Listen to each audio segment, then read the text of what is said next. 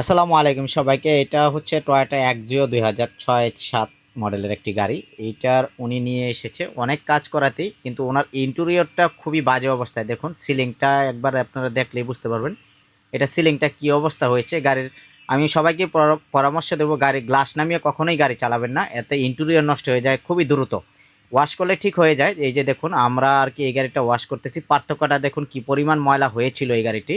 আপনারা সিলিংটার দিকে একবার তাকিয়ে দেখুন যে কি পরিমাণ ময়লা এটাতে ছিল, নোংরা হয়ে গেছিলো। তো এই কারণে আপনারা কখনোই গাড়ির সিলিং ডোর গ্লাস খুলে আর কি গাড়ি কখনোই চালাবেন না। ধুলোবালুটা ঢুকে ইন্টেরিয়রটা খুব তাড়াতাড়ি নষ্ট হয়ে যায়।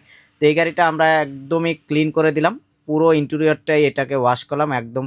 আমাদের যে ওয়াশের টেকনিশিয়ান থাকে, অভিজ্ঞ টেকনিশিয়ান, যেটা দিয়ে করলে আপনার সিলিংটা কখনোই নষ্ট হবে না।